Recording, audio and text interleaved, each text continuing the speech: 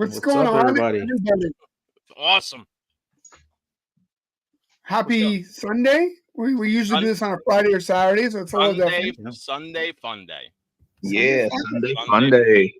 Oh my god, I remember some of those Sundays. Oh, yeah. You still remember your Sundays? Yeah. Used to travel. Go to a beach. It was just like nastiness over there. Yeah, it was good. I couldn't make it. I missed the ferries sometimes. It was awful. They have a part of Fire Island that is just all bars and everything like that. And besides the other side of Cherry Grove Fire Island, I don't know if you guys know about it, but anyway, it's a nightmare. And they make the hurricanes and all that stuff. And yeah. So is that out in Jersey Shore? No. This is actually off of Long Island. Yeah. Jersey. Yeah. What do you know about Jersey Shore, Paul? You ever watch that show? No, but I know my brother bought a house in Jersey Shore. Yeah. Fist pump, push-ups, chapstick. Yeah. That is free. Yeah. I'd kick my own ass if I had hair like that. Oh, Charlie, what's up? Charlie. Look at everybody came in and support. Oh, it's so nice, guys. We have house. nice friends. Yeah, right. We got Will that was here. I don't know if he's still here. Sean Akana. We've got Jared. Gerald. The other Gerald. Yep. You got Mike. I don't know if Crystal counts anymore, but she's in here. Does she count? Of course she counts. We have Mrs. Wood in here. Woo woo. All right. We have April ALP Morphs. Right. Apparently, she can't get into her good account, so she's using her personal one. We've got we've got Charlie, and I think we have Chris's beautiful wife in here. Yep, maybe? That'd be her. Yeah. Awesome. There we go. Yes, yeah. Oh my god. I'm here for the child Crystal. We don't do it for them anyways. We do it for us. So yeah, screw it. But we appreciate the support. Yeah, absolutely. So and then had her debut April and Crystal. That was awesome. Yeah, that was a good show. They got it done. I had to jet a little early, but yeah, that was awesome. I wasn't able to make it. I was standing in formation, freezing. Of course you were. You were sleeping. I was not. I was actually not sleeping. I was had a change of responsibility that I stood in formation for friggin' 4 hours and went to attention and then parade rest and then attention and then parade rest and then attention and salute and then parade rest. That. So how early did you show up before that actually went down? A couple hours, right? Friggin' forever early. And then we had to do a rehearsal, and then we had to do the full thing. And there's a bunch of guys just like standing in the back, and one of the other first sergeants comes up and he's like, "Hey man, now that you're a first sergeant, you don't have to stand in formation. You stand at the back of the formation, with everybody else." I'm like, my fucking company, my commander is standing right here, and there's another first sergeant there and another first sergeant there. I'm not gonna be that douchebag. I'm gonna sit here and suffer like everybody fucking else does. And don't be a there you go. Get in there. That's a good leader right there. Yeah, my guy's got to do it. I'm gonna do it. I'm not gonna ask him to do anything I won't. Right. So that means you're just gonna be stuck doing that for the rest of your career. No, I'm gonna fucking fall out next time, but it's fine. Of course you are. Yeah, but at least I tried. Made that effort. Right. Yeah, I made the effort. Hey, what's up, Alicia? Harbin's in the house. Harbin's here. Alicia, it's exciting. Did you put it on YouTube or no? I'm not YouTube on Instagram or no? Did we stop? I did. I figure I can screw it up 3 weeks in a row, and and then after that I can say I don't want to do this anymore. Yeah. I got news. It doesn't show on Instagram, so. Leave it up to Gerald. He was pretty confident about it earlier too. There it Well, goes. it's on now. There it is. He's got it. That is awesome. Though. I love every second. I love every You second. guys are welcome. I am so tired of doing the Instagram one because no matter what I do, I either start it late or leave it on while we're not on anymore. So Right. I'm just Right. done. Yeah. Yeah. That's so funny. So Does it? What should we call it? You have to hit a second. I have to hit a second, and I did click it, but I guess it didn't click in. That's actually what took me so long to start it because I have to go leave this page, go back to another one, start it, and then come back in. Right. So, anyways, so how easy is StreamYard? StreamYard itself, I would say, is relatively easy. If a guy like myself can run it, all right. Somebody with education could really do a great job. Right. You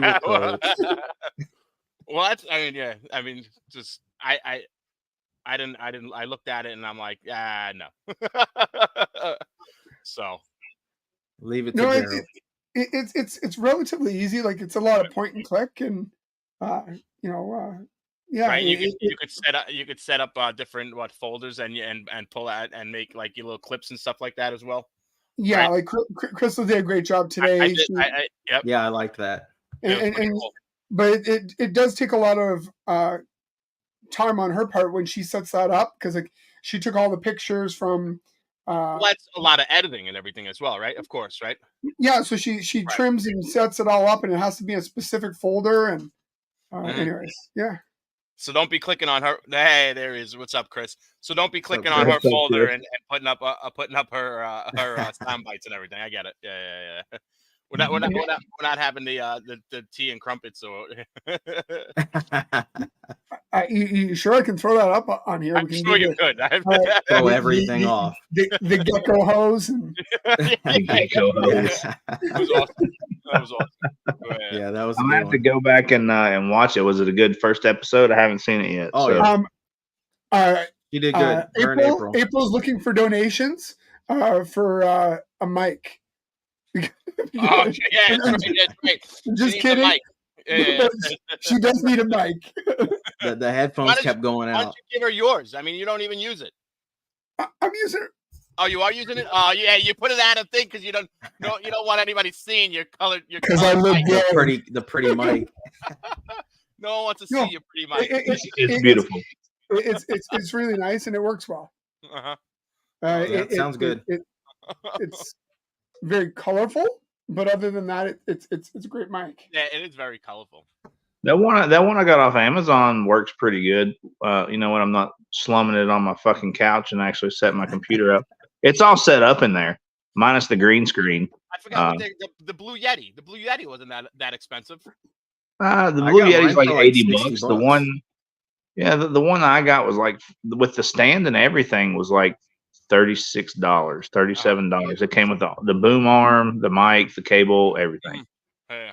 I got the unpopular color, I guess, so it was discounted. You got the rose gold. The rose gold.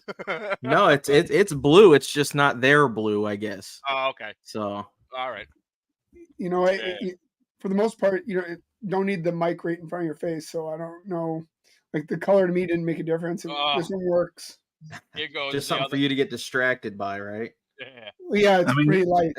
You could look like an oaf and have a big ass fucking headset on. Yeah, I know. I'm just tired of bringing that mic up and down the stairs. So that's it. I'm done with it. Plus, I don't want to hear my wife coming up and down the stairs doing laundry.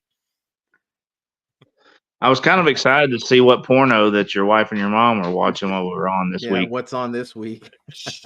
That's not very nice. All right. I sent my mom the link so she can come in. She said she's going to yell at you. Sweet. I love your mom. She's such a sweetheart. I hope she smacks the shit out of you. You deserved everything you got as a kid. We just went to one of my friends. His mother would turn 70. So my mom's turning 80 this year. So did you guys? Sure. So we're gonna do like a surprise party or something like that. We're figuring it out. So I don't know. Well, hopefully she's not in here now. Yeah, hopefully she's not tuning in to watch that. She's not here now. Okay. She might go back and rewatch it. Whatever. Surprise, ma. Yeah. I don't. Yeah, I don't think shall happen, but whatever. Surprise. So Did you guys hear about Jake Paul wants to fight Mike Tyson? it's not once. It's already up. It's it's happening. Yeah. Okay, but like, is that not the most ridiculous fight possible? So if it's a He's gonna promotional, get his ass handed to him. oh yeah, but if it's a promotional fight, they have to. They don't fight full. Well, did you guys watch the interview No. where Mike Tyson told him that he's not bringing any value to boxing and that he's not even a real boxer and he would fucking beat him like a chump? That's what Mike Tyson said. Yes. Beat you like a chump. This is a lose-lose for Jake Paul, no matter what. If he wins, he beat a man twice his age. Right, it's an exhibition. If he loses, which I think is going to happen, you lost against a man twice your age. There is no win. There's absolutely zero benefit to this. Look, I don't give a fuck. I don't give a fuck who you are. It's Mike Tyson. I don't care if he's twice your age. Did you see some of the clips that are coming out with him? Just him sparring. Oh, yeah. It's insane. Yeah. But he's still fast as fuck. Like he would beat my fucking ass. If he was allowed to fight like that, he'd kill him. He'd kill him. What's up, Mike? But it's an exhibition, and I don't think that they can go 100%. And I guarantee it's going to be a decision, and Jake Paul wins. Dang. I would be super disappointed. I guarantee you see Mike Tyson lose against Jake Paul. Mike Tyson. Well, either way, Netflix gets their money. He'll lose. Yeah. Yeah, I mean they're getting friggin' paid. That's all it is. It's a publicity stunt. Everybody knows this money. stuff. Mike's saying, yeah, it's an exhibition. Yeah. Mike's making money with his weed. That's right. He does all his weed promotion now and everything. So amazing. Yeah. So unbelievable. Yeah, you don't think he's going to take the fall? I don't know if he'll take the fall, but I guarantee you he's not going to throw how many punches that he could throw in a round. He's going to throw half them. And yes, April G likes girly mouths. It'd be only pretty if it's pink. I like that he's got it front and center. Well, Shauna said she couldn't see it. I like that it changes colors to suit his mood. There you go. Yeah, it's like a mood ring. Yeah, it's like a mood ring. Yeah, mood mic. Mood mic. So what happened? Anything happened this week or anything exciting? Not exciting. It's been a fucking rough week. Yeah. Minus the Jolt Lacerda eggs. I did have Jolt Lacerda eggs this week, and a set of Leo eggs too. So awesome. I was just watching a video of the tour of that guy Tiki Geckos, and he has like I don't know hundreds cages all in his backyard, and one of like the second or third lizard he pulled out was a jewel. And he's like, these are probably the best lizard to have because they're not allowed to have tegus anymore. And the temperament of the tego. So this is what was matching. I was like, that's pretty fucking cool. Like all of a sudden, I mean, like I know you could talk about it, and the only person I ever heard about these lizards is from you. And then all of a sudden, I turn on a fucking video and he's pulling out. And I'm like, this is crazy. All of a sudden. Yeah. So yeah, I'm trying to bring them out, man. We need to promote them more because. For what they are, I mean, it's a tegu in a compact size, like maybe twice the size of a leopard gecko, but like a 16th the size of a fucking tegu. They're freaking awesome, dude. I love. You said they're communal, right? You can put them in trios. So tell everybody about. Oh, we do this already? The story of the who you sold yours to and what they do, because that still blows my mind. No. So most of the public doesn't know this. So when I first started the journey with the Jolt Lacerdas, I bought 3 pairs, and or I actually had 2. I had 2 trios. I kept one, and the other ones were in my daughter's room, and she quit taking care of them right. And I was like, you know what? They're still growing up and stuff, so let me sell them. So the person I buy bugs off of, Cody Mann, she runs Repti Snack. If you guys don't know, they sell all kinds of feeder insects and stuff. You should check them out, reptisnack.com. Shameless plug there for my friend. But she bought them from me. And so they have an enclosure, they have it set up, and they've got a little ramp built up for it. And they've got a one of those cat towers that you set up for your cats, like with little different perches and stuff set up in a window. They leave the doors open on these things, and the lizards just run wild in their house. But they go back at night. They come and sit on her chest, and like she'll send me pictures of under the blankets and stuff with the jeweled lacerdas in there. Well, last year she so jeweled lacerdas are supposed to go through brumation before they'll breed. Well, all of a sudden, I mean, these things are juveniles. They're not supposed to be breeding yet anyways, and they haven't went through their first brumation. But all of a sudden, they start having little baby jeweled lacerdas popping up all over their house and have no idea where they're coming from. Like, never saw them breeding, never saw anything.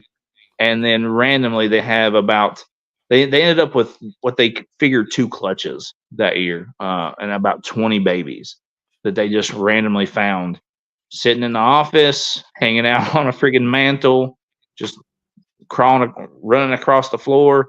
So that's pretty funny. I still think that it just leave the cage open and they'll just running around. It's pretty just wild. leave the cage open, let them go ham. They go and I've got pictures of them sitting up on that cat perch, just sunbathing in the window there. And she sent me a picture the other day. So her husband, in her husband's office, he's got like little Ninja Turtle figurines. He's like a big fan of old school Ninja Turtles, and he's got one of those boxes, those shadow boxes on the wall that the Ninja Turtle's sitting in. And she's like, spot the jeweled lacerda, and there was a jeweled lacerda in there in the box. I don't know how it got up the wall and got into that little crevice on the box, but it was in the box, like next to the Ninja Turtle's head, and just staring at her, looking at her. Super cool. That's pretty cool. Yeah, that's cool. Have just babies popping up out of nowhere. Yeah. But they know what they're doing, right? So. Yeah, I mean, nature in itself. I mean, it's always it's a mystery. So that's pretty cool. I think that's it's awesome. And they incubate room temperature too, so you don't have to have like high temps and stuff for them. Yeah, obviously they were in the dirt, right? I'm sure they buried it in the dirt. She said that she dug through and like took out all the substrate and everything, and never found an eggshell or nothing. So what she thinks happened is they dug into one of her plants or something, like burrowed in, and then laid the eggs in one of her plants at the house, and just had babies. That's cool. I got a phone call, or I guess an Instagram message this week. Big D, I'm getting my Wookiee in the next 2 weeks. Okay. He's looking at shipping it, so I'm kind of excited about that. Who'd you get it from? No. Okay. Oh, I think he lost him. Did his internet go out? It's not me this time. What happened? I thought he was fucking with me. He just froze. Yeah. I don't know what the hell happened. Look at that face. Look at that face. He froze like. All right. So who are you getting it from? Big D's Exotics. Okay. All right. So So they'll be shipped out in the next 2 weeks, which super excited about that. And I won my first auction off of Morph Market. Not trying to give them any traction there, but I did win it from Corey Woods. So I'm excited about that. And what was there was a highway or what was it? It's a lesser pastel super asphalt. Oh, okay, all right, very cool. That's a nice one. I love super asphalt. It was one of the ones I fell in love with when I first got in the hobby, but they were really expensive, and I was just super lucky, and I won it, and I'll take the win. The auctions are good for that. Yeah. They when are you're good buying. for that. Right. Well, especially the guys like Corey Woods, has got a ton of animals, so he wants to get rid of some stuff because you can't keep absolutely everything. Yeah. So it's a good way no reserve, and then whatchamacallit, right? That was it. I was super lucky. I did very well. I will not complain. and it's going to go really good with my my ivory. So good. I will definitely Hold on, have Steven. nice And Courtney. freeways kicking out probably next year. Okay. Cool was a thing is, male? though, is you'll be able to tell. They're all going to be freeways. Yeah. You're right. Yeah, you'll be 100% freeways. Right. Because you got a super yellow belly to a super asphalt. It's to a super 100% asphalt. freeway. Mm-hmm. Yeah, there's gonna be no guessing. No Right. guessing. No yellow belly / asphalt. Slash. It's Yep. it's all good. So I Hey, went to Steven. my friend owns a restaurant and he had one of these psychic nights. So me and my wife went there and she didn't want to do it, so I ended up doing it. And it's pretty general. Like they're very vague with their answers, so I guess it's like, so not a lot of things were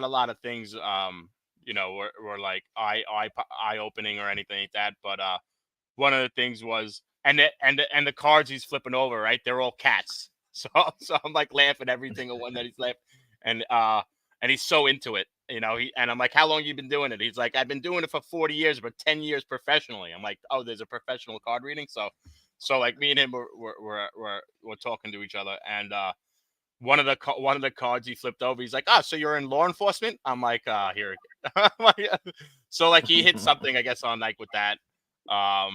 But then talked about my wife's mother, and then had some things that I was like, oh, okay, oh wow, But a lot of those like the psychic readings are pretty vague.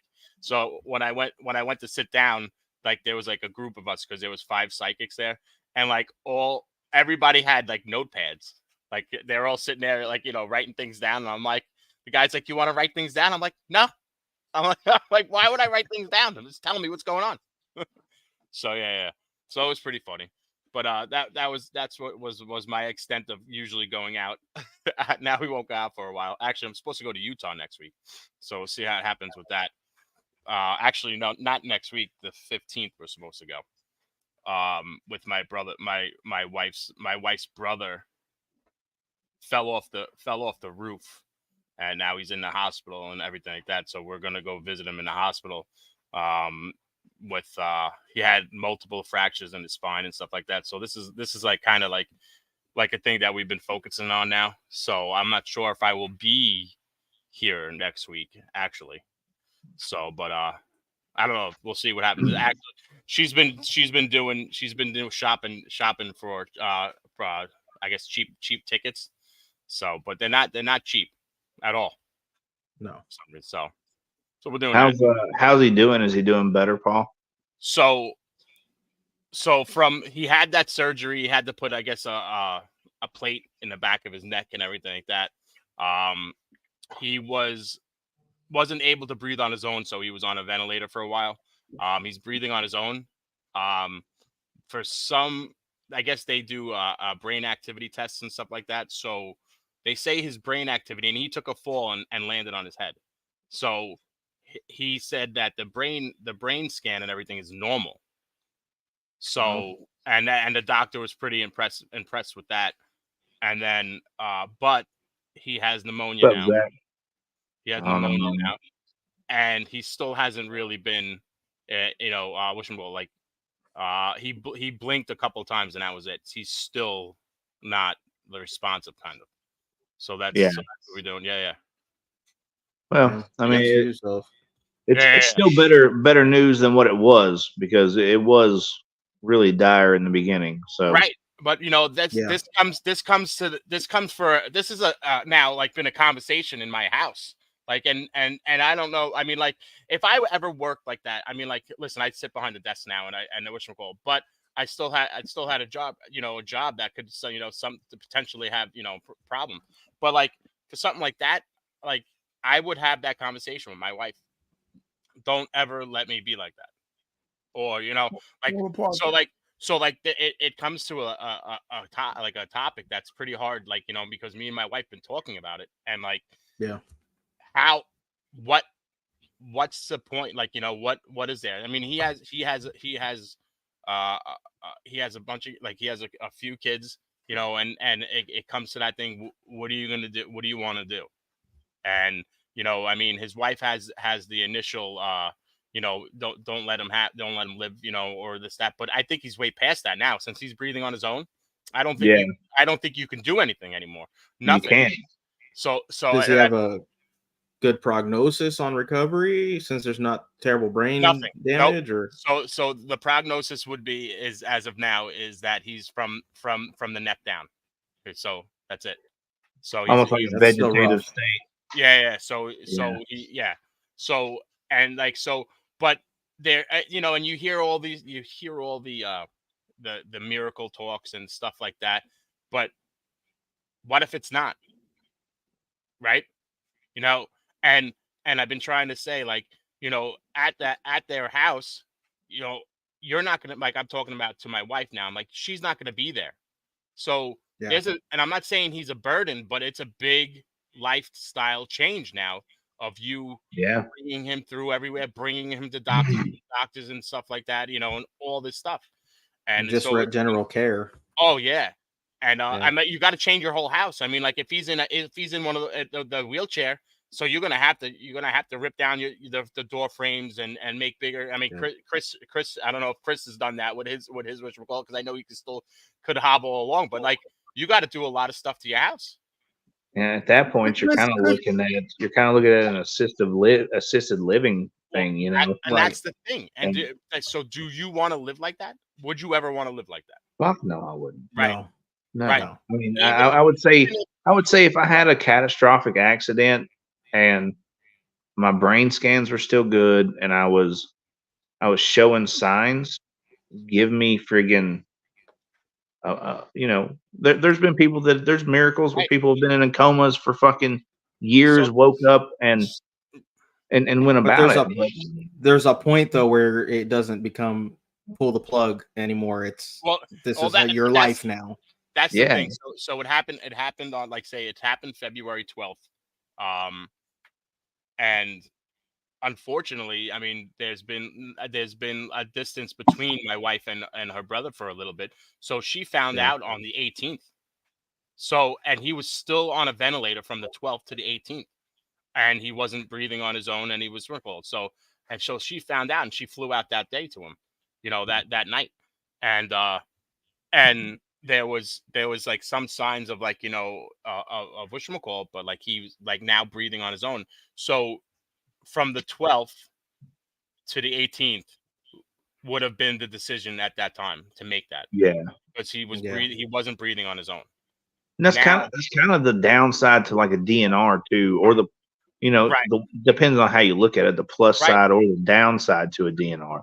Because if I get hit and I'm knocked unconscious, or I friggin' say I choke on something and I pass out because I have choked on a pork chop in a gas station parking lot. Long story. But if I hit the ground, and I'm dead and I have a DNR, that's obviously a savable thing. That's a savable moment, right? I can still live, but then again, you fall off the roof of a house and smack your fucking head. I want to talk to what Mike is saying, right, Mike. So there is now potential of a lot of things that are coming around, right? Which I understand.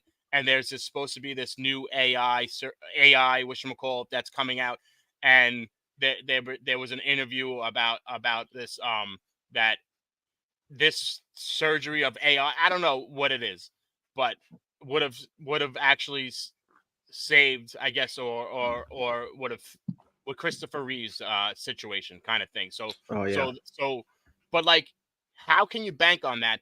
And what I'm saying is, so whose insurance is covering that? Yeah, how much is that? Because we all know that stuff that's coming out, like, nobody, like, I mean, you talk about stem cells, you're talking about all this stuff. Hey, what's going on, Steven? What's up, Steven? What's up, Steven? So you talk about all that stuff, like the stem cell and whatchamacallit, surgeries or what this, that. That's still not available to half the country. So So that doesn't like, and people go down to fucking whatchamacallit to go get that stuff done because it's not available for us. Just like I know some people that went to Canada for what Billy got because it's not available in America. The hernia surgery. Yeah. Like everything in America is mesh because it's so profitable. But then again, it breaks. But when I know a bunch of people that went up there and what they do in Canada is they tie it in a mesh, the muscle, which doesn't break. So they'll never come back for a mesh again.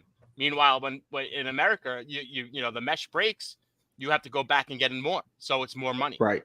So they'll never approve that in America. It's a money thing. Of course. The thing is, like, and I agree with, you know, I want to be here for my family, but I don't want to be a burden to my family. Right. It's that fine line of figuring out, am I going to be able to be part of my family, or am I just going to be something that they have to take care of, like the snakes, the animals, and everything else?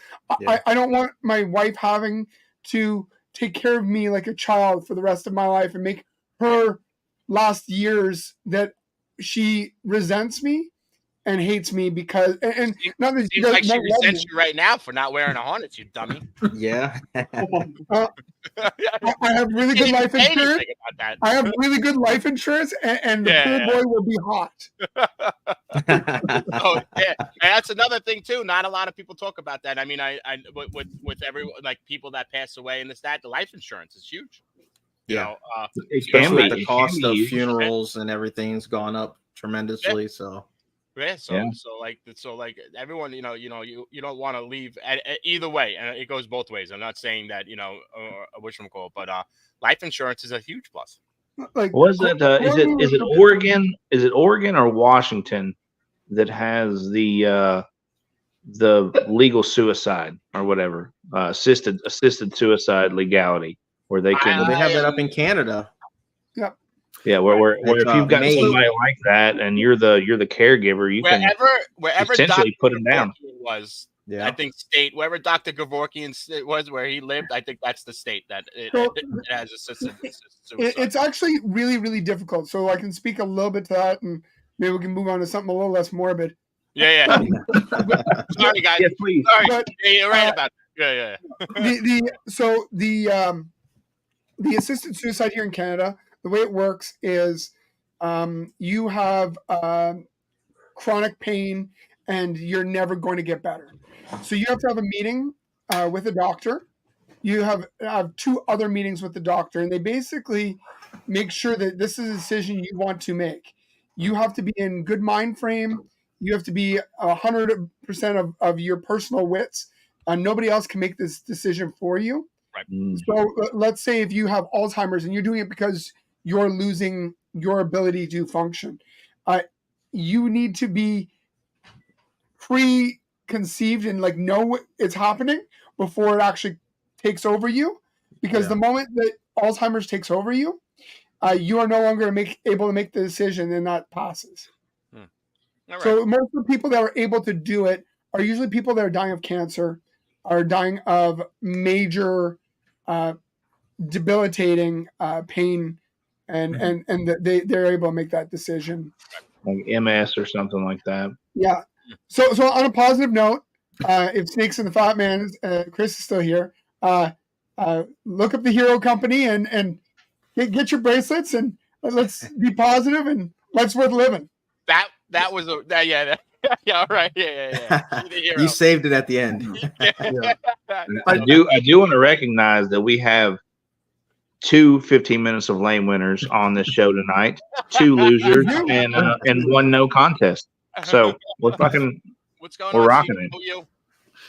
Yeah, Steven, what's up, man? What's going on? You guys having all the fun? I do have to say, I jumped in at the weirdest time. Yeah, it's not always like that. Yeah. Really? I was gonna leave you backstage though, and like is he good noticing I'm here? And I'm like, I'll just put them in. Oh, it's all good. It's all good. I'm just over here writing notes and all that stuff. But no, it's been awesome for it. Well, it's been really good. But then we have the worst luck for shed tests in the entire world. So much so that other people get animals shed tested for things that we want to buy, and it will come back negative. So if we want your animal to prove positive, it's not going to. It's not going to. Like, so, but yeah. We got so we had some shed test results come back, and a couple years back, and we're actually gonna make a YouTube video on this, but just because it's interesting. We've got 2 African import ball pythons from Outback, like 2020 or so. And they look pretty cool, pretty excited about them. We've shown them off in YouTube videos before. But we ended up sending in their sheds to run a full panel on them. And the results came back. And for one of them, the female proved negative on everything, which is actually what we wanted. Because that means that any morphs, like for example, like they have somewhat of a reduced pattern. If it were to prove out later on, they're like, oh, I think that's entry, or I think that's OD or something. Like, well, we've already genetically tested and it's proved negative for those. Right. So the girl proved negative. The boy did not. The boy, so again, he is an African import animal. Yeah, for a yellow belly. The boy proved heterozygous for Inchy, which was kind of interesting because that's like essentially like wild Inchy, but a little disappointing for us because it's not a new gene and all that stuff. But he also proved heterozygous for DGA and DGB. And the reason why this is interesting, again, it's not any like, it's just neat, is that it's an animal that came from the wild, but DGA and DGB were present in the animal. So it is, the current theory on it is whether or not, or is that DGA and DGB have been selectively bred, like essentially by accident, line breeding throughout people selectively picking out the best looking DGs and propagating them. But the fact that both of the genes appear in an animal that had no line breeding at all because it's from the wild and all that stuff, it kind of calls into question for it. So he does look different than a regular, Inchy, and he's probably going to have 1 clutch this year just to a normal GHI. So our next steps that we're doing is once the clutch is laid, hatches out and all that stuff, if we notice that there's any animals that look kind of weird, we're going to send them in, see if they test for desert ghosts, so if they're DGA or DGB, so that way hopefully the idea is that we can show this is what just a het DGB looks like, or just a het DGA, right. Because at this point RGI is essentially like DGC is the only one that matters, like, which is so crazy. Yeah that's cool to find that in a wild animal like that. Yeah disappointed overall, but it was kind of neat. So right. Yeah. So you said you're gonna have 1 clutch out of her, and that's it. Or out of that boy, yeah, he's already been paired to the girl. Okay, so all right. Yeah, so that'll be it, and then somebody will be able to buy a single gene Inchy. Nice. I know you're still paying off the banana, Gerald, but if you want, it's out of my league. Yeah. So Steven, are you excited about this year's 15 minutes of lame competition? Yes, I'm very excited. I'm stoked for it. It is probably one of my favorite times of the year just because it's so cool seeing what everybody does for it. And you guys all just crushed it this last year. Well, apparently not. Apparently Paul's the only one that crushed it. So, according to everybody, it was only Paul, but that's fine. Steve, you walk right into that, and he's sore subject. He's been harping on this forever. It's all right. It's all right. It's all good. Wish I had somebody to do my memes for me, you know. Doesn't matter, bud. It happened, right? And guess what happened with that, huh? Poof, disappeared. Yeah, look how that ended up. Yep.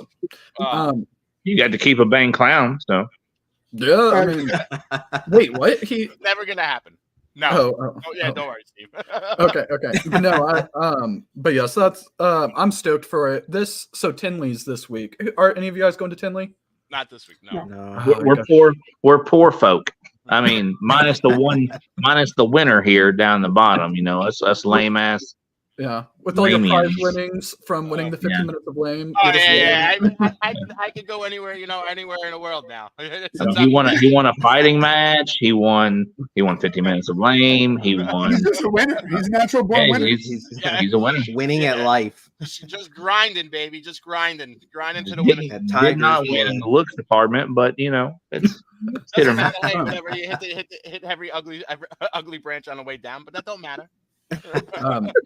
I'm super stoked for it. I'm really excited about Tinley. I think it's gonna be really fun. Which there's another story on that one about another shed test not proving positive. But we're gonna be donating the signed 15 minutes of lame poster, the number 1 at the spring auction for it. Okay. Oh, nice. Yeah, I'm pretty excited about that one. So hopefully it goes for more than $3. So that's the bare minimum. As long as it costs more than 3, we're good. I'm sure everybody seems to just love to bid out over there. They bid for everything. I bid 4. Yeah. 4. Yeah, the documentary went crazy. So. Yeah, I'm excited. I don't know exactly what it's at right now because I know it's on Chris's and ours, but I'm pretty sure combined on Chris's channel and our channel, it's over 10,000 views. So that's awesome. great. That's awesome. That's awesome. Yeah. I'm pretty stoked about it.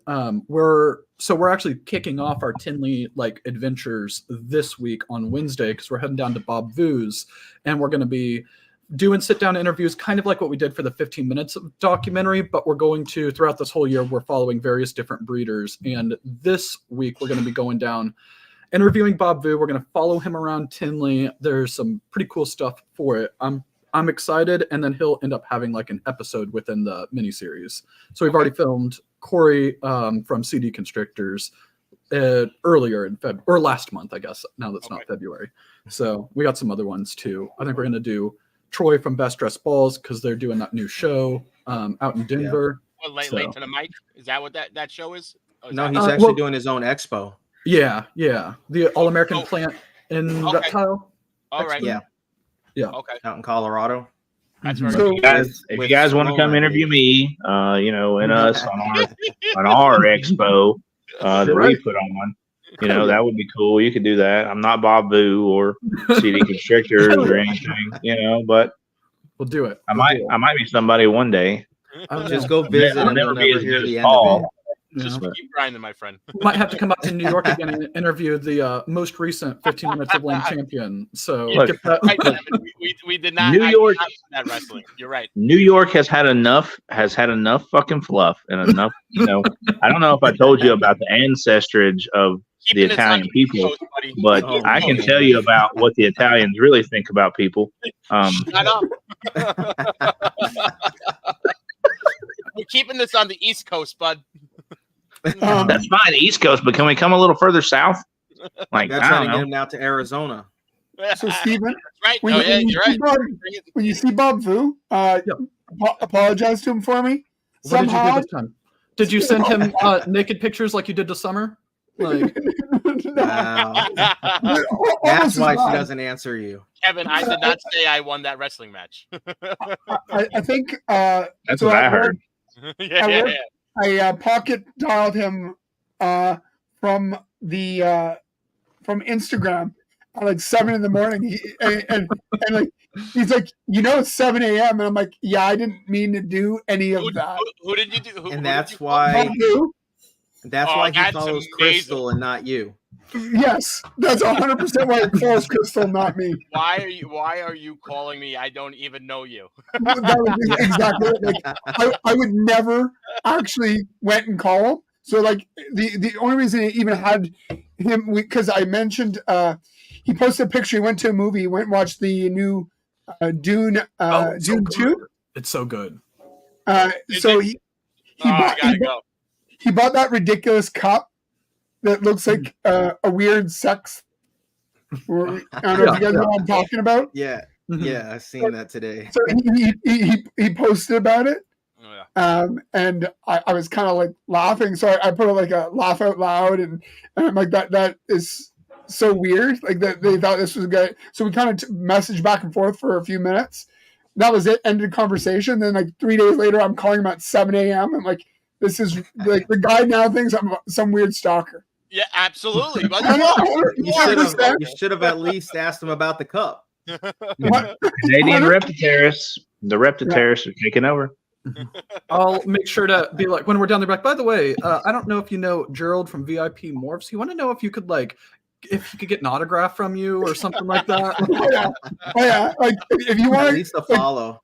Yeah, you would definitely make him laugh because he's gonna say this fucking guy's weird. He called me at like 7 a.m. Meanwhile, like I've been working since like I get to work at like 5:30 in the morning. So like, I was even better if you did it at 5:30. It would have been One of my favorite things from last year's 15 Minutes of Lame was all of your thirst traps that you were sending to Justin, and the fact that he did not see them. It was Summer who was seeing them. Oh, it made me so happy. Like, I'm glad I made you laugh. It took until Chase told him about it before he actually saw them. So is there anybody from the 15 Minutes of Lame that you guys haven't met in person that you really want to? Any of you guys? It's a broad spectrum question. Just say Jared. No, I mean, he's the only one. Yeah, he's the only one we don't want to meet. We talk enough. So at Tinley last year, I walked past Steven and I was like this. Oh. And I felt starstruck, so I just walked past him. I didn't walk up to him and say hello. Yeah, you had to look up to Steven? Yeah, Steven's tall as fuck. How tall are you, Steven? Like 6'1". So I'm not. Okay, he's not that fucking tall. I don't know. How short are you, Paul? I'm short. I'm 5'10". Yeah, you're what, fucking 5'2"? Oompa Loompa looking ass motherfucker. I don't know about that. You relax, all right, bud? I'll still oh, you fucking guy. You're what? You're what? I'll tickle your beard. But no, I would say you guys, because I mean, I did see you, Paul, but we didn't actually like talk at all. But yeah, I'd be stoked to see you guys.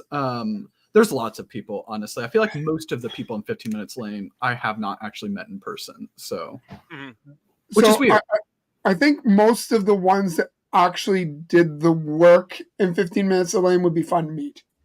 So like the ones that dialed it in when we got towards the end, you knew who was still there.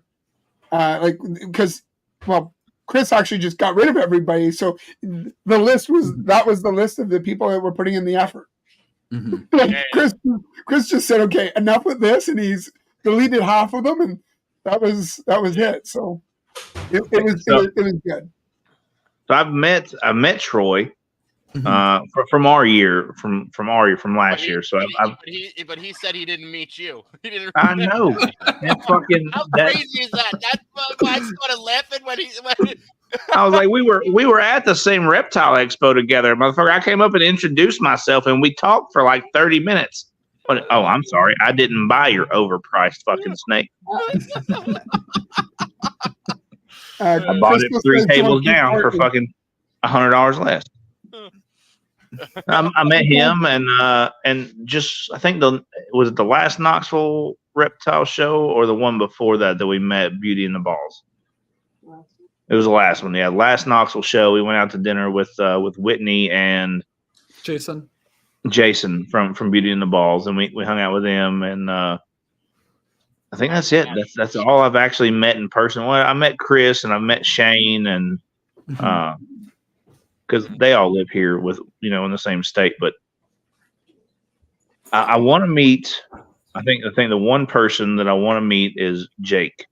I want to meet Jake. Yeah. I want to see if he's as funny as he seems. Yeah. No, I like Jake a lot, but we haven't met him in person either. But yeah, he seems like an awesome dude. Yeah. So I am sour, Chris. I haven't even got a poster. He made a post that he's giving them away or something. I saw. Yeah, I know. I finally messaged. I was like, I could have got a poster 6 months ago, but no. You have to pay. Now I've got to cry about it.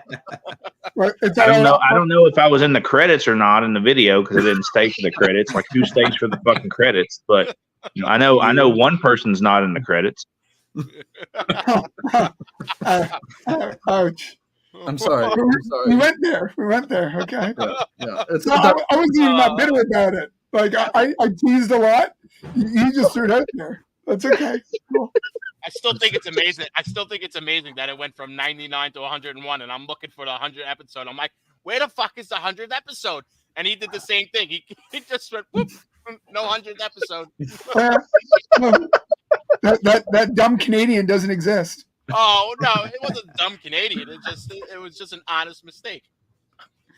Well, Chris says now he's going to all live episodes. Yes, which I'm super excited about. I actually prefer the borderline blooper reel because you can't edit. There's no fixing. It is what it is. Oh yeah, it's gonna be great. I think that's gonna eliminate or yeah. Yeah. Well, let me ask this question: for the people that have already been recorded this year, that had that opportunity to maybe do a re-record versus the people that are coming in hot, on a full live, is that fair to those people? Is that a fair representation? Well, why not? I mean, let's be honest. I get it being live, so it could work an advantage. It could work for the advantage of somebody being recorded, or to somebody being nervous enough to be going live. Hence, or all of a sudden Justin appears and you clam up. Or mine was advantageous. I can see how that works beneficial for me.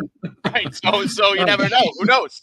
If Steven had to solely go by video, I was out before it started. Yeah. So my thoughts on it are the interview is important, but it isn't. Again, like we talked about before, if everything was based off of the 15 minutes of lame interview, there'd be no reason to campaign.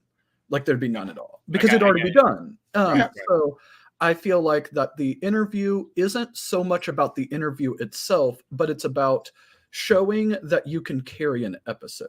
So if you do a bad job in like your 15 minutes interview, but you happen to have an excuse like Gerald did with being surprised by Justin, and then later on you show you can handle a full episode, whether it's in the Zoom calls or it's on like your own show or making guest appearances on other people's shows, that's what I'm looking for. And I don't know if we're going to be judges again. I hope so, because it was super fun, but Chris hasn't said so yet. So but yeah, that's what I feel like that the interview is best for, is to show that you can carry a full episode, and then also like very specific information of like, how serious are you taking it? Stuff like that. So how much did Paul pay you for the vote? Only $1. Yeah, only one. So isn't that bad? Yeah. Apparently I'm giving out bang clowns to everybody. He's getting a bang clown.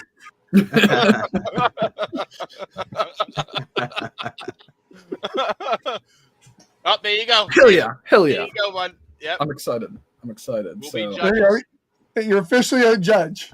Good. All right. Good. Nice. I'm You excited. heard it here first. Hell yeah. Does Paul get to be a judge this year? So everybody, make sure you schmooze and really win that vote.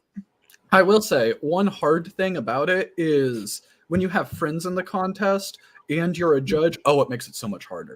Because like you have to be so careful, because if you do vote for somebody that is your friend, you really have to justify it, because you're always going to have people coming back saying you only voted for somebody for your friend. Yeah. And then if you vote for somebody that's not your friend, you have to be able to justify it to your friends. This is why I voted for the person. Not that Paul isn't our friend, but we didn't know Paul before this. I get it. I mean, we really thought, looking back on it, me, Paul, and Gerald, we talked almost the whole competition. Like we bullshitted probably once a week or twice a week. We got on. Yeah, it might even be more than that. Yeah, we thought for sure that Troy was getting your all's vote. Like we thought, but now we know that you wanted to vote for Troy, but you knew you were too close, so Paul got the consolation prize.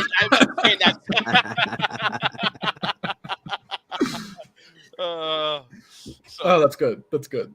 We're gonna have to get a shirt made for you. I don't know what it's gonna say exactly, but like it's gonna be very like sensitive. I don't know. Oh, what were you saying? You have to make fun of it.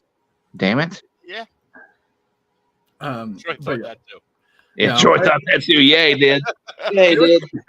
It was close, and it did go back and forth because I still have the spreadsheet, but whatever was most updated. I love it. The spreadsheet and everything. I love it.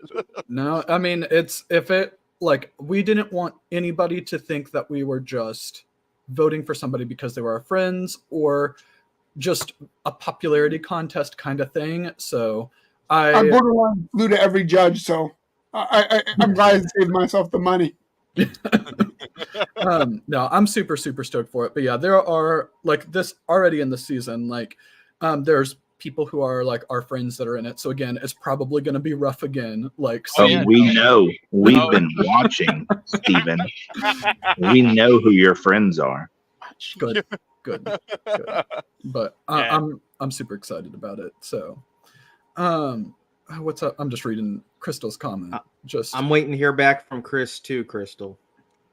Oh, that's right. You're gonna be on it. So I messaged him about it, so we'll see. He did take his little time. Get all those Bronx Down Under shirts he's mailing out. Yeah, he was very busy today. Do you know how long it takes him to roll down the street to drop those to the mailbox? Oh well, if he's smart, he yeah, they are both. So that's funny though. So he got rid of 60 shirts today. That's awesome. And then he's got to make it back down those stairs to get Jared his poster. Right.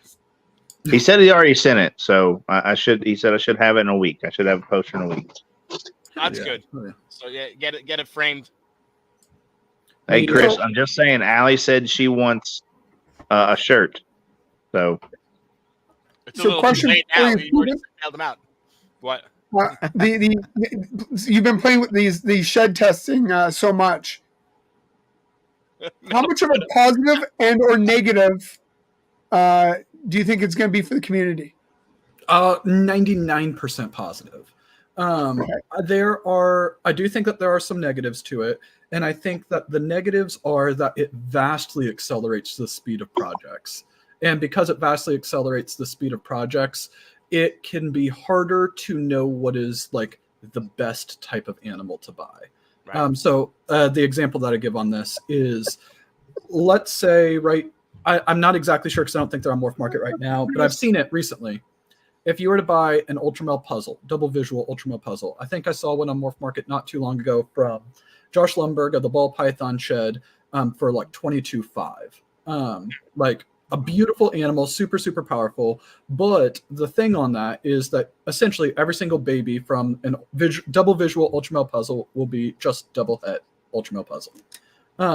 You could also go out and buy a Ultramel het puzzle mail for $3,500, so about a tenth of the price.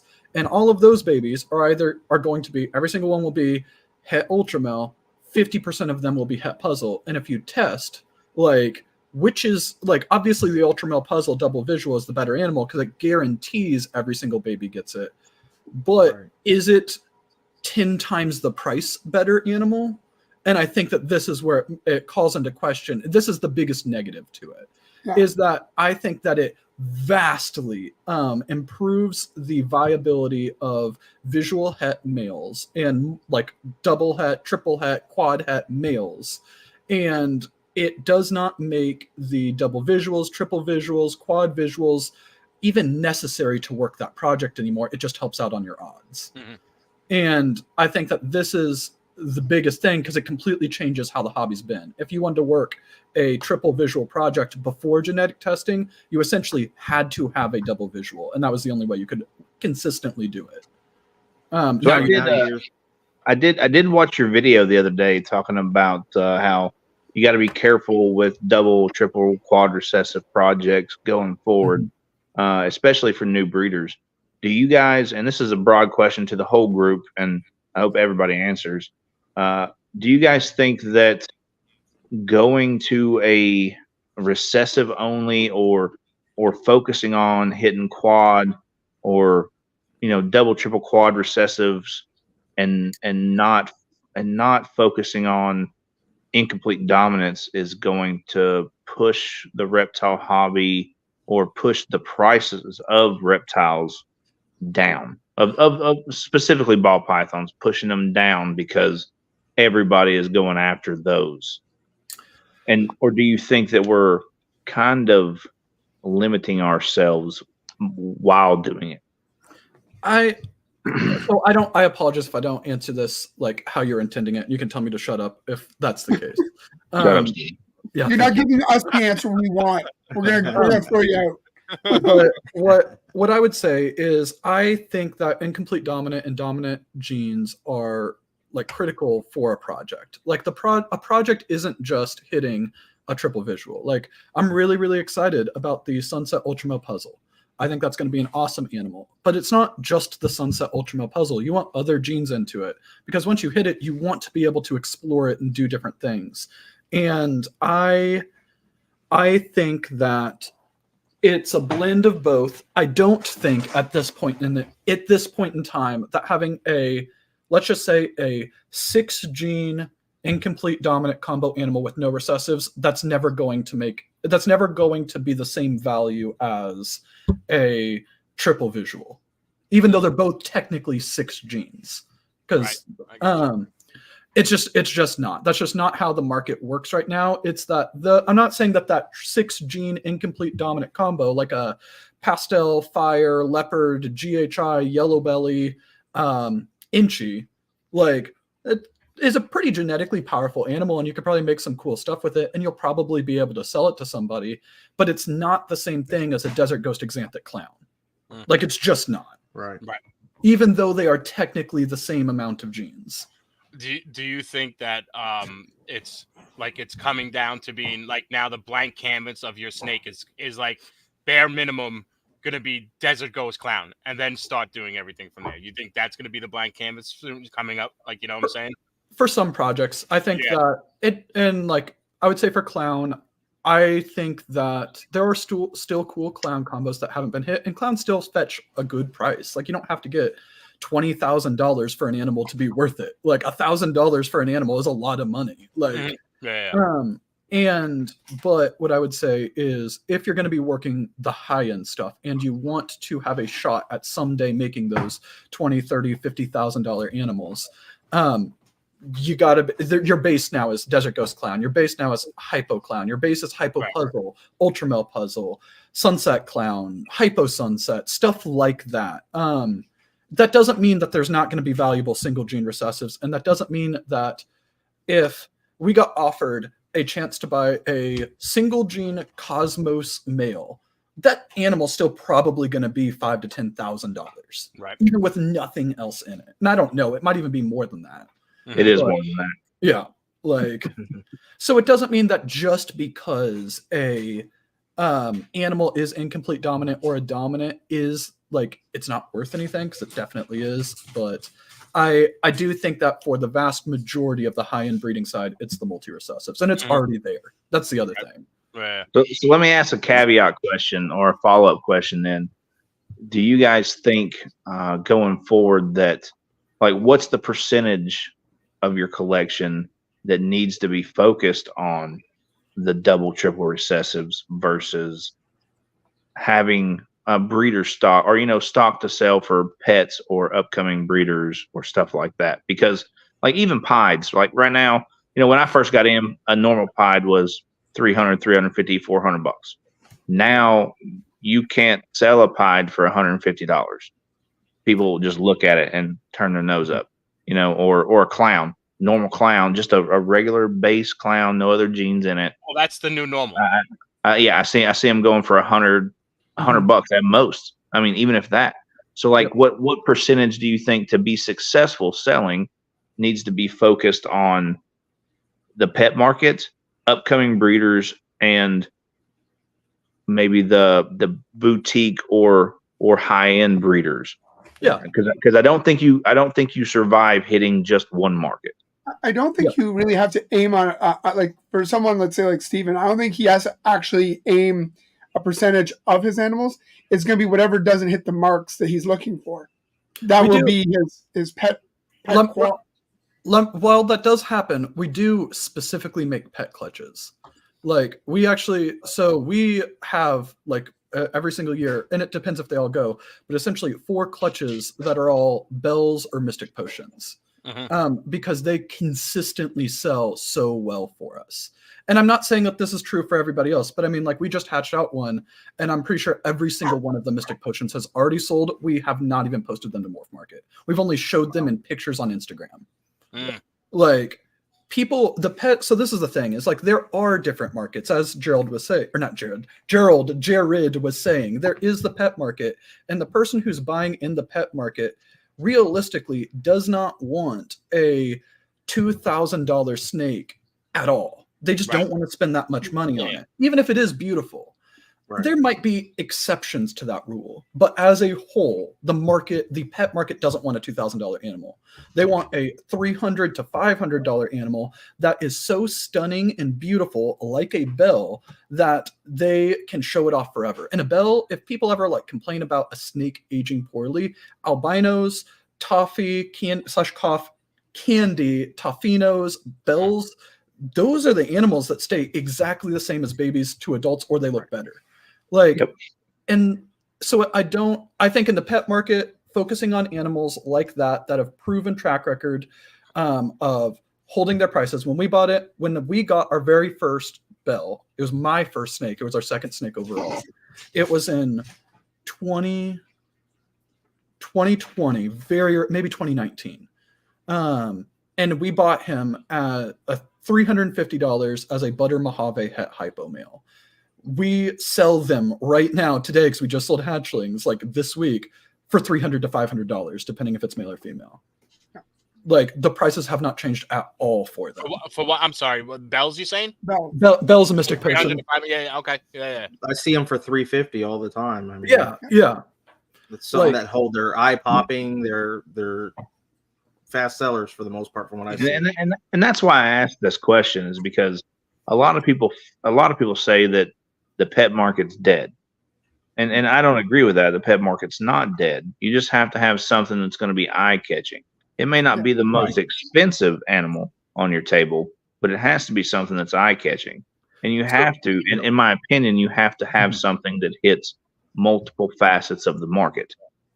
Whether that be the pet, the upcoming breeder, or the the boutique or experienced breeder that's looking to up their game. And not always are your misses going to be something that even sell. Sometimes those misses, look, people coming to pet shows or expos, if they see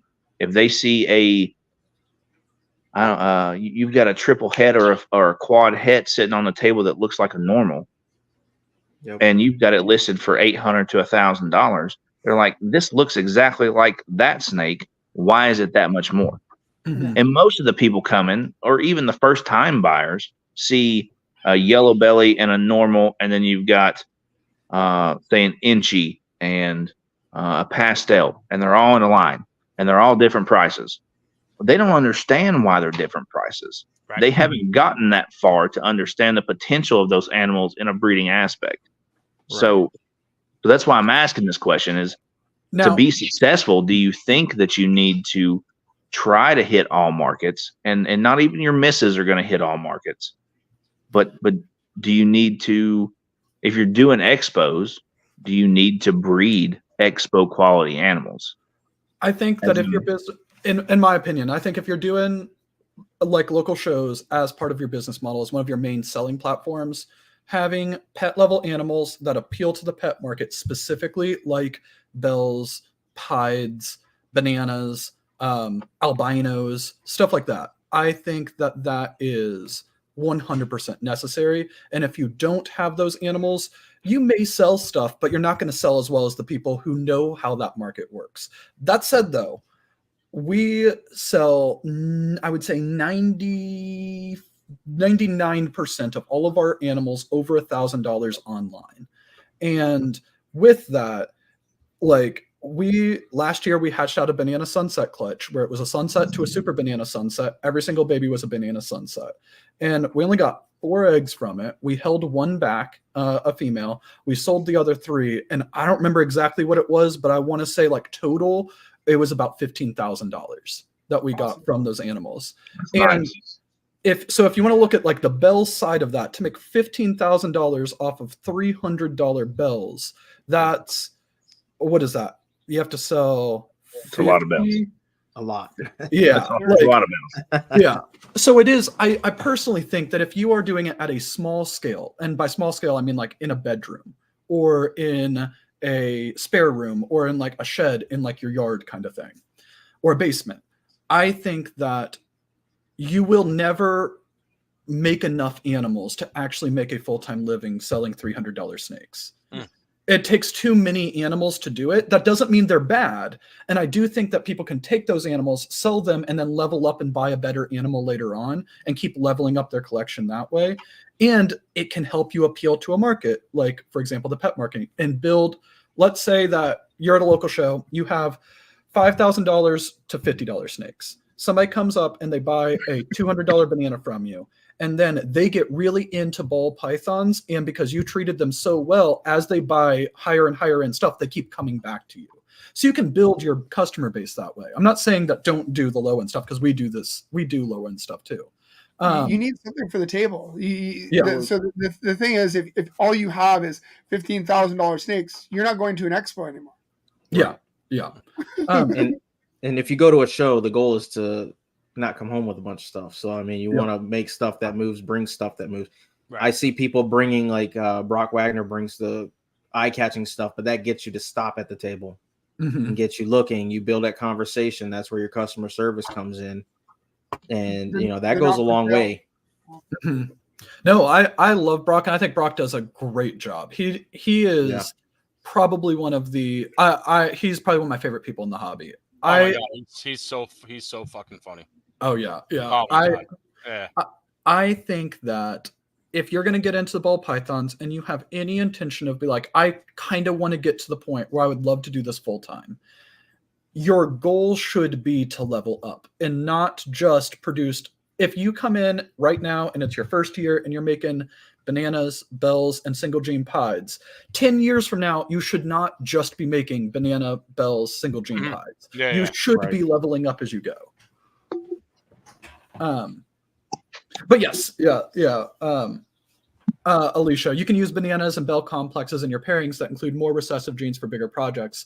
Listing those that aren't holdback, we'd list pet price even if possibly other genes are present. And I do think that last part is the key on this. If somebody is going to like use your byproduct animals, is if it is, let's say it's a banana triple het DG clown pied. I'm just making up something. I don't know. I think that trying to sell it for all of those genes, probably you're not going to get many takers on it. Yeah, but if you list it just as a banana, you probably could sell it as a banana. Pretty easy. So the clutch that was just laid, the 7 viable eggs, those are going to be bells. Mm-hmm. They're going to be bell clown, bell blade clown, like potentially bell blade clown. Pastel bell blade clowns is what they would be. You're not going to see anything but white snake. They're being sold as bells. That's it. It was just something to, again, we're going to expos and you need something for the expos. So if I don't have something, at least I have some nice, pretty snakes that I know will move. That because everybody loves a bell, a white snake with piercing blue eyes. Who doesn't love a blonde with blue eyes? Come on. Anyways, but you guys all know what I'm saying. Like those snakes move. Pieds, bananas. Those are those colorful ones that you put on the table, and somebody's walking by and says, "Oh, $300? I'll buy one." I know you say like down where you are, Jared, a regular pied for $150 won't move. Here, $300 all day long, you'll sell a pied. $300 a banana all day long, you'll sell. And I mean, single gene banana on the table, it will go. It's not. They're not moving like that here. Not those, not single genes. Like if a single gene banana, 100, $125, maybe. Oh, really? I think we were just in Charlotte and we sold out of like pretty much all of that stuff. And I think that they were like 200, 250 is what we had them at for bananas. Yeah. Would you go? I was selling black pastel banana combos Oh, those for 250. Oh, those are some of my favorite ones. I like. So again, it changes based off of market. It changes based off of like, for example, like let's say that your specific show. If there was somebody at that show who had a ton of bananas for $100, you're probably not going to sell the exact same bananas for $300. There's somebody else at the show with the exact same stuff. But if again, it changes stuff. But yeah, I'd say pretty consistently we can sell bananas for $200-ish range. Yeah, it's all like the different markets too. Like if like Gerald's saying, he can get them for $300 all day where he's at, and you're getting them for $150. Canadian. Oh, Canadian dollars. Okay. So it's only. Well, there you go. It's only $5. $20 American. I get it. So I think 100 Canadian is 135 American. Oh, really? I didn't know. Okay. Sorry, am I saying that right? No. So sorry, 100 American would be 135 Canadian. I said that backwards. Oh, okay. Yeah. So a $200 animal here is 170. Okay. Oh, sorry, Gotcha. 270. Yeah. You got to speak in American money here. You guys are worth far nobody more nobody knows. Like I said the last time, nobody knows what loonies and toonies are. All right, Gerald. No. Or what a double is. I know what a double is. I know what it is. It's a burger. It's not a burger in Canada. That's what I thought too. I was on the phone with him. He's like, "Yeah, I'm fixing to order a double. Hold on." And I was like, "A double?" Is that in and and out? He gets a cup and he starts sipping it. And I was like, "What the fuck is that?" And he's like, "It's a double." I was like, "What is a double?" He's like, "What do you think it is?" I was like, "I don't know, a double cheeseburger or a double burger, Right. double cheese, double." He's like, "No, it's a coffee with double cream, double sugar." We had this conversation last week with that. Last week, yep. Fun of me because you could get it. You could order a triple. I'm like, well, yeah. Sounds like a heart attack is what a triple sounds like in the States. Yeah. Triple bypass. But yeah, like on the like segment topic, all that stuff. So your original question was like, what balance should somebody have? I don't know fully what if somebody's coming into it, like they're just now getting into ball pythons and they want to breed. I would at first, probably like first season, I would focus on a handful, like a breeding group of pet level stuff, just to make sure that they like it. Because I think the vast majority of people actually do get out of the hobby. And if you drop, let's say, $20,000 before you know that this is actually something you like, most likely, I'm not saying that it's for sure, somebody's probably something else is going to come up in their life. They're going to get married. They're going to have a kid. They're going to lose their job. They're going to get a new job. And before they're able to like get the full investment back from dropping the $20,000, $30,000 in, they'll be out and they'll feel like it was a waste.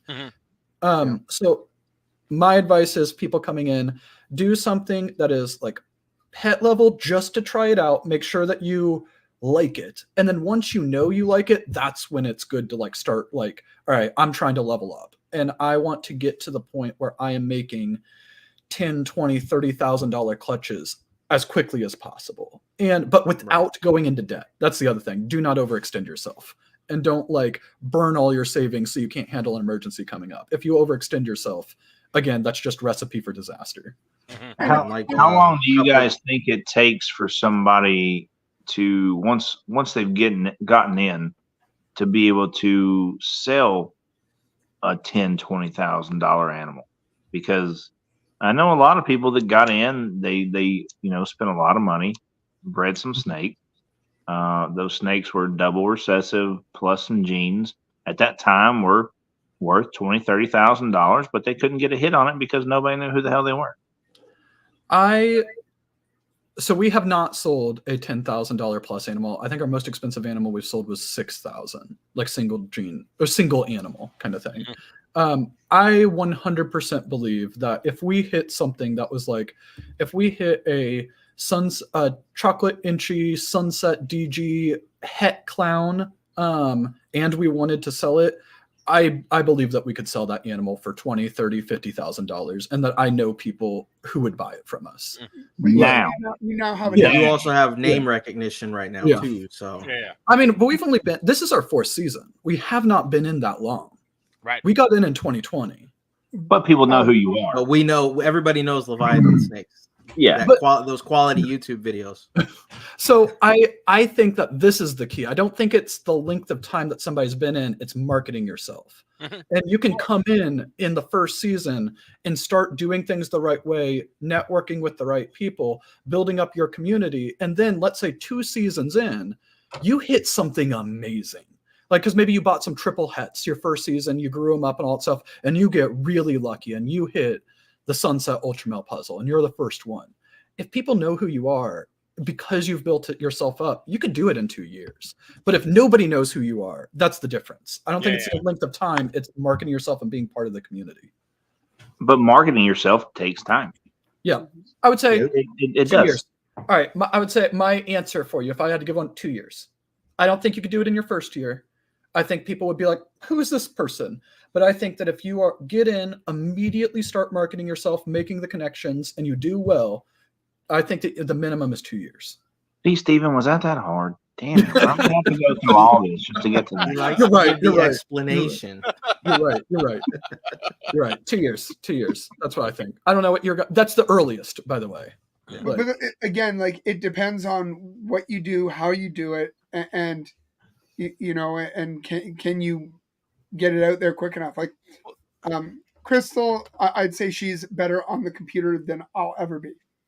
She does almost all the prep work for this show. She does it. She's good. But like, her Gecko Diva didn't get the following that VIP Morphs did for whatever reason.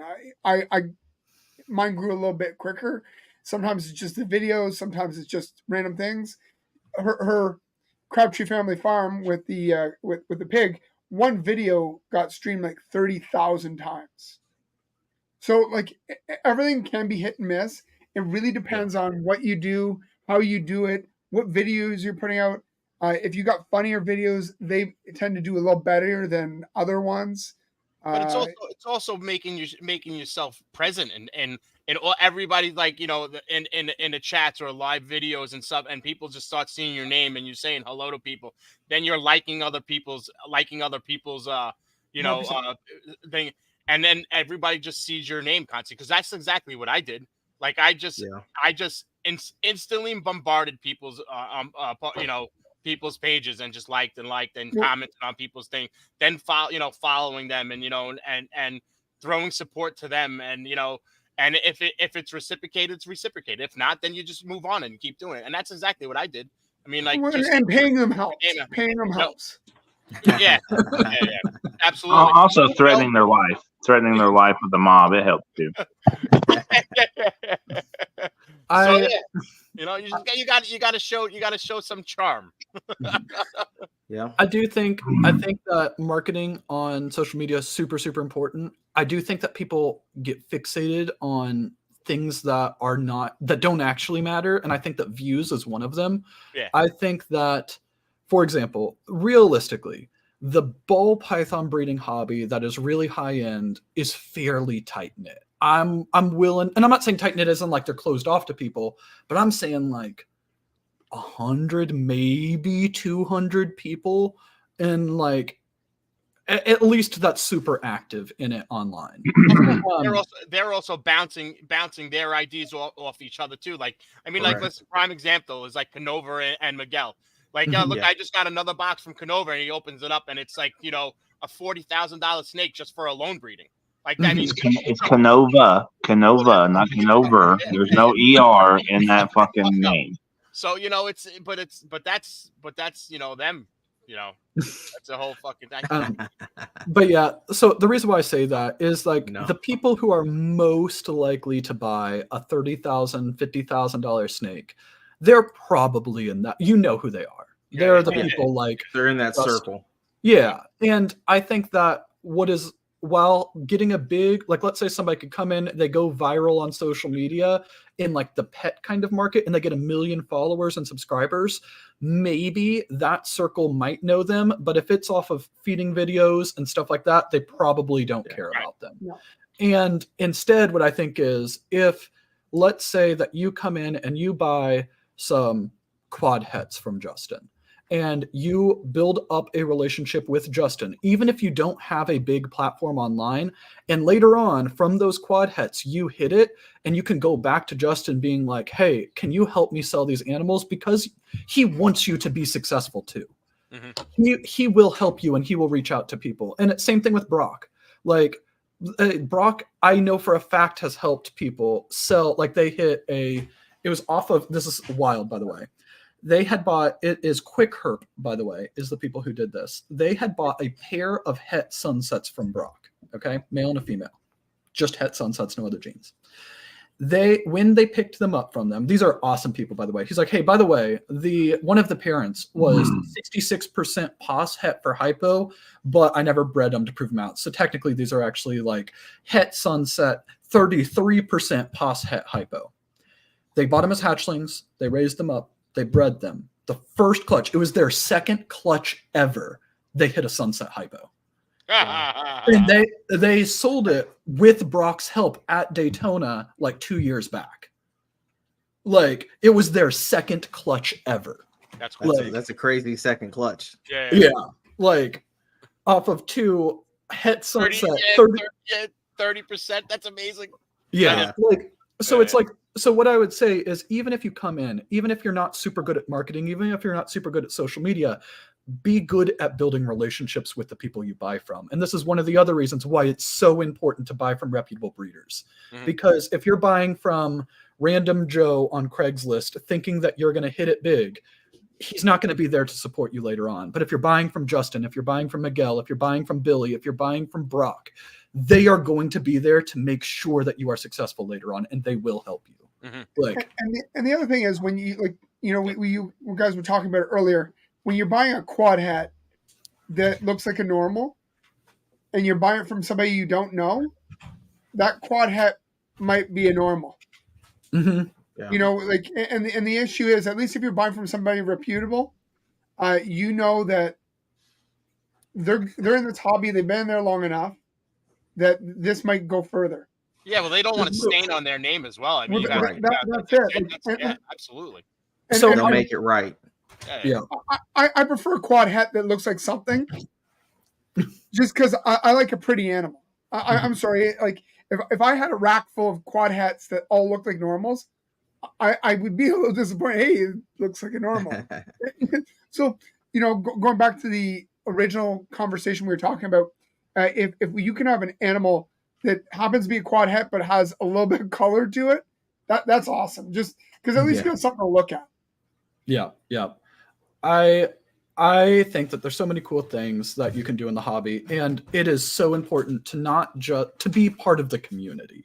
Doing stuff like what you guys are doing here, everybody in the chat, like, this is the type of community stuff that is so critical for the success. Like, being known, work, like commenting on other people's things, all of that stuff. I think that that's how you build up those relationships.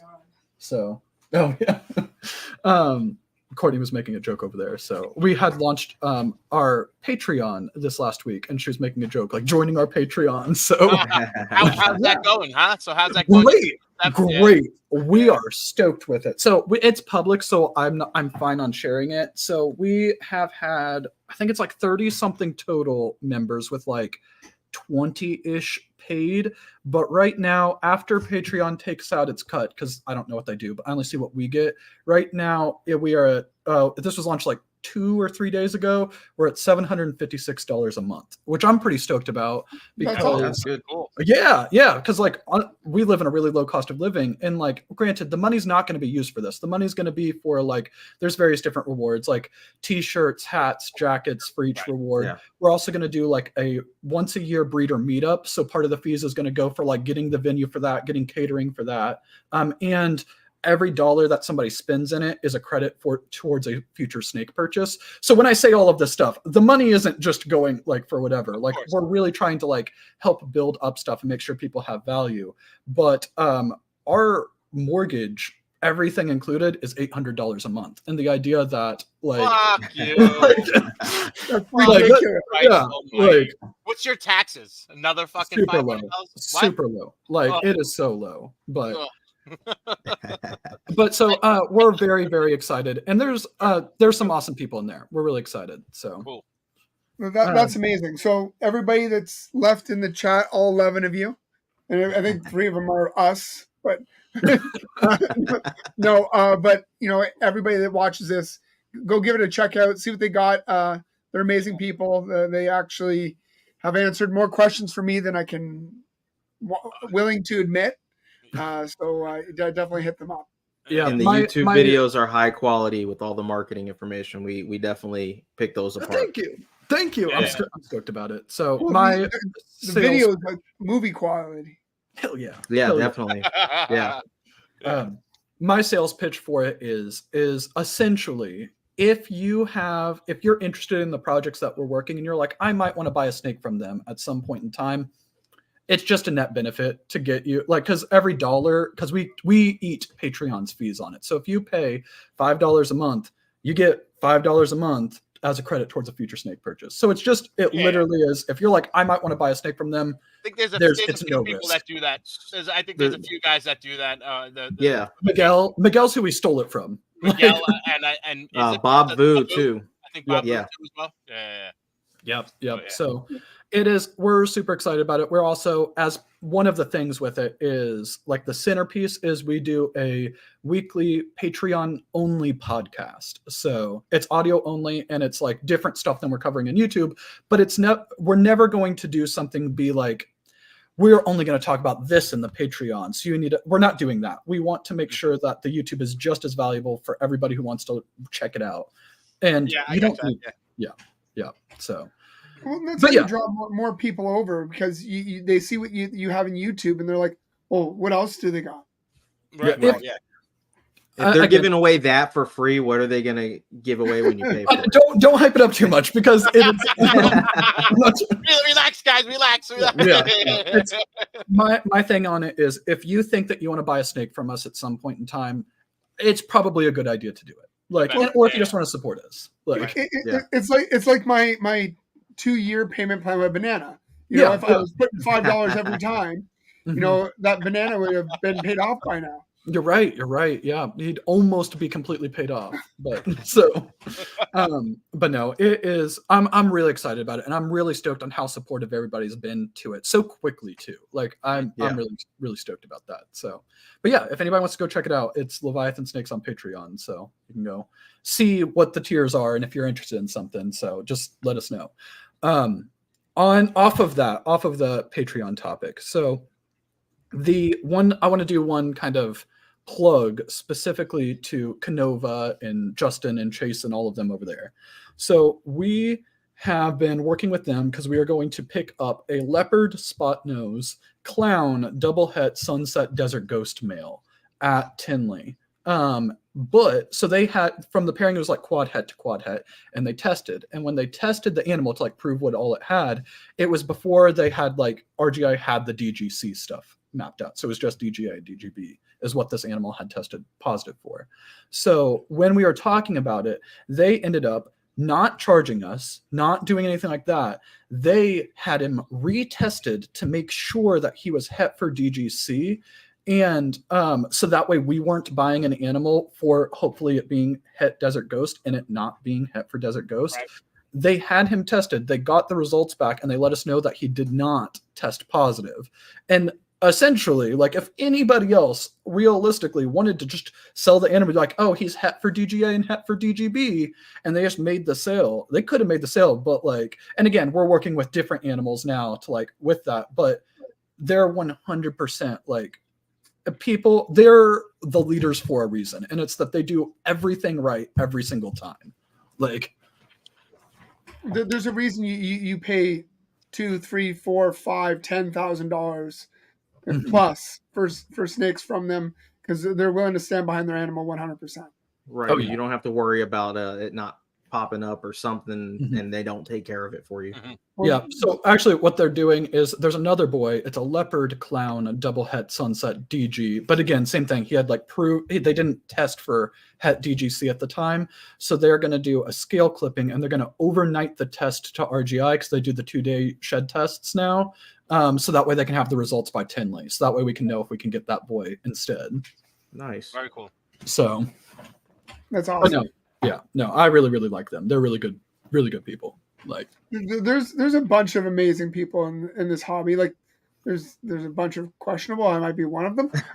But there's a bunch of really good people in this hobby, and I've met some amazing individuals, and I really enjoy this, and that's part of the reason I think the animals are a huge part of it. I love the animals, but just being able to sit down and actually have chats with you guys is awesome, and it's quite learning. It's quite the learning adventure. Yeah, this aspect of the community is what it's about. Like networking, talking to people, hanging out with friends, and all that. It's a cool part of it. And if you make $1 or $2 at the end of it, good for you. Yeah. Yep. It's a bonus. Jared abandoned us. He's in darkness now. He decided to take a leave. Or he's probably gonna get a White Claw. Right. His fucking vagina juice. Steven, I don't know if you want to be stuck around us. It's all right. It's all right. It's all good. It's fine. Oh, he had to go show off the jewel. Oh, there you go. You got it. There you go. They just chilling. The guy that does not like showing off animals. He's showing grabs off the animals. animal. Yeah. He's pretty cool looking, huh? That's full size too, right? Yep, that's full sized. That's nice color. Oh, they're beautiful. That is pretty fucking wild. It's nice for an animal that shouldn't be on camera. All right, here, let me do this.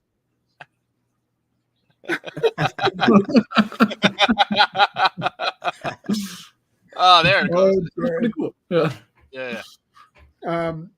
No, this is I like shooting the shit with you guys and getting out some information which is really helpful to everybody, and like even people who are just now looking at buying their first snake, buy it. Buy your first one, fall in love with the hobby, fall in love with these animals, and you'll see why we own more than we should. Yeah. Way more than we should. Right? Like I got 2 reptile rooms. Like I only got this 4 years ago. We did not intend on this one bit, and but I wouldn't give it up for the world.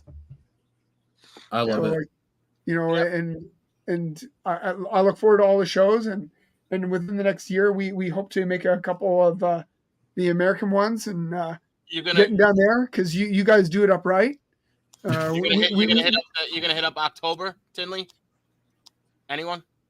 Oh yeah, we are. You're gonna be there too? Okay. Yep. We'll be at so ones that I think we're doing right now, we are gonna be at March Tinley next week. We are or this week actually. I'm stoked for it. Then we have April, we're gonna be at Troy's All American Reptile and Plant Expo in Denver, Colorado. Okay. We're gonna be following Troy around for his documentary episode on that. We're going to be at the CRBE in September, and we're going to be there with Billy for that one. I'm stoked about that. We'll be at October Tinley. Oh, Daytona too. Daytona's my favorite of all the shows. Okay. That's my favorite of all of them. Now, what's the why is it your favorite? It is right on the beach. It is like August in Florida, which I love the heat. I love the summer. It's my favorite weather. It's also probably the best hangout one because with like Tinley, the aisles are so narrow and there's not like a good spot to meet up with people. But Daytona, because there's the beach, the hotel's right across from the expo. There's like it is the best for hangout. Like genuinely, it's the best for networking. I think because it's so much earlier in the season, because it's in August, it doesn't have as good of animals as October Tinley. Because October Tinley, everybody's hatched out the new season's worth of stuff. Right. But that doesn't happen yet in Daytona. But straight up hangout, Daytona is the best one of all of them. But October Tinley has the best animals. Okay. What's up? What'd you say? He's slurring. Yeah. I was not slurring. I forgot I wasn't muted. I was talking to my wife. Sorry. Mute. That would have been great if you said something fucked up. Yeah. I'm stoked for it. I'm stoked for all the stuff this year, and I'm sure there'll be other things that we end up going to, but those are for sure. I want to go out to Pomona. I think that one will be fun, but we haven't planned that one out yet. So we actually talked about going to Daytona this year. It's just so much fun. Because you said you guys are having a meetup down there for the 15 minutes of lane contentions, right? We haven't officially like organized anything yet, but yes, we've talked to Chris about it. But yeah, we would love to do that. So I think it'd be really cool and fun, even if it's like a more of an informal thing where it's like everybody's just coming over and getting drinks, like, and just hanging out and stuff. So, but they have really, really good like outside the hotel. Again, the hotel's on the beach, so there's like tons of like patio space where they're like, I don't know what they're actually called, but like gazebo stuff that are huge that people will just congregate. Yeah, and they'll just congregate in them and just hang out all night long. Like Daytona is awesome. It's right on the boardwalk too, so there's like a bunch of cool different stuff with that, like Ferris wheels and. Steven just rate the hell up. Oh, it's awesome. He's like a kid in a candy store. He's like stoked. Yeah. Daytona is awesome. Have you vended Daytona? I have not. We have the only national level show we vended was the St. Louis NARBC, and realistically, it wasn't like with pre-sales. It was worth it, but the actual animals that we sold there, it wasn't worth it. Like, now other people made good money on it, but for us, we just didn't quite have enough animals, and we didn't quite have the right animals. I feel like for the show, and really, it's our stuff was.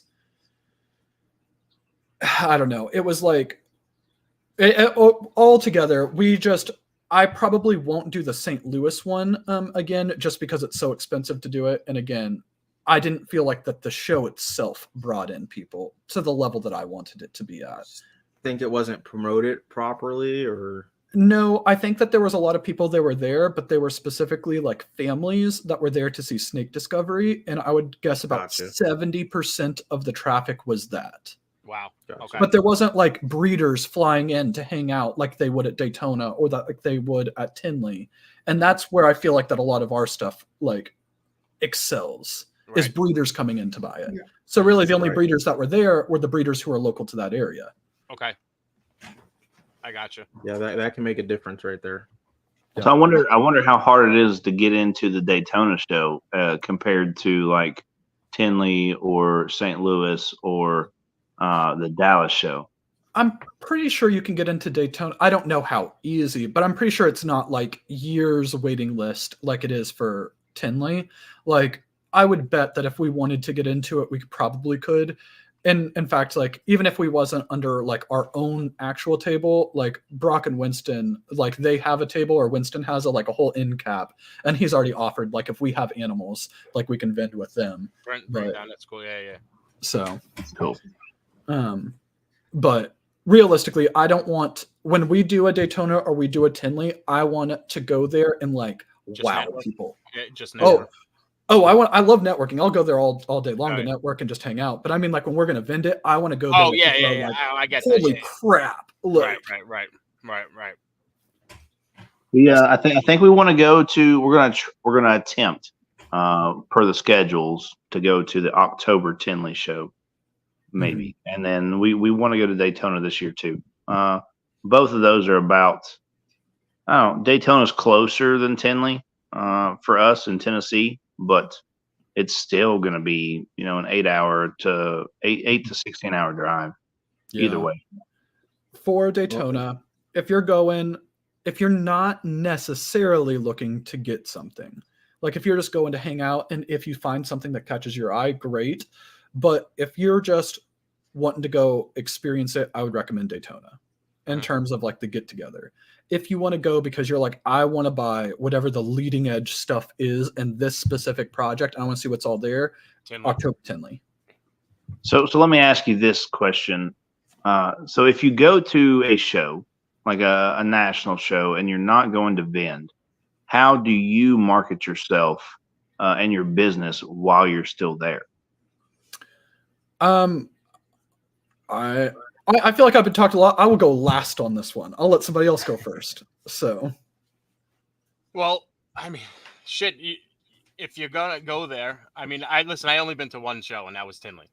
So, I mean, if you're really gonna go and start talking to people, you're going to tables, you're talking to people, you're handing out your T-shirts, you're handing out your stickers, but I think you're just making yourself more out there than it is, and just hitting the tables and just looking at stuff. So, did people like you were kind of new when you went out there, or newer? Did people know who the hell you were when you were like shaking hands, kissing babies? Well, so I also had the opportunity to wrestle. So that was the reason. That was another reason, just getting my name out there is to do that. To do that. So, I mean, that's I mean, it's just putting yourself out there more than anything. Yeah. So that's it. Mm-hmm. Yeah, and I think if you're wearing branded merchandise like shirts, hats, having stuff to hand out, someone can take home with them, and when they get home, oh hey, I remember talking to them or seeing them or something, that can go a long way. Mm-hmm. Everybody loves stickers. Yeah. Well. So, yeah. But I agree with Alicia in the comments, just saying walk up, introduce yourself to people, wear your shirt, bring a sticker. I would say so. This, and it doesn't matter for most people. I would look at when you're in person, don't necessarily think of it as marketing. Think of it as trying to make friends. And I think that it will make people approach it differently. Mm-hmm. And it's essentially is like, if you are trying to make friends with somebody, what do you need to do? Just handing somebody a t-shirt or just handing somebody a sticker isn't enough to make them your friend. Right. And yeah. It's more like a sales pitch. Yeah. So what I would say is what you want to do is you want to start up conversations with people and make them meaningful in ways, but also not be weird about it. Because especially if people are like vending and they're busy, you don't want to dominate all their time while they're trying to work customers and you're not buying anything from them. Right. So you got to be careful about it, but I would try to look at it as how do I make friends? And it would be find common points of interests, talk to them about it. If you can, try to eat a meal with them. Like then that's where you can really try to whether it's a meal or a drink or something like that, just being like going up and talking to somebody and being like, let's say it's Brock at Tinley. And you're like, hey, I'm really interested in the Sunset Project. Maybe you're in it already, or maybe you're wanting to get into it. You talk to him about it for a little bit. Don't take up all his time because you don't want him to get essentially hey, I got to go deal with other people. And now I feel bad because I feel like I don't want to be rude to you. And then be like, hey, I know you're busy. I'll let you get to it. If you're free later on tonight, do you want to, I'll buy you a drink at the bar. Yeah. That kind of thing. And then when you're at the bar, it's a more informal situation. Oh yeah, everybody's bullshitting and everything. Brock came down and sat down with us after Tinley, and all that stuff, and it was just a wild night, everybody bullshitting and having a good time. Yep.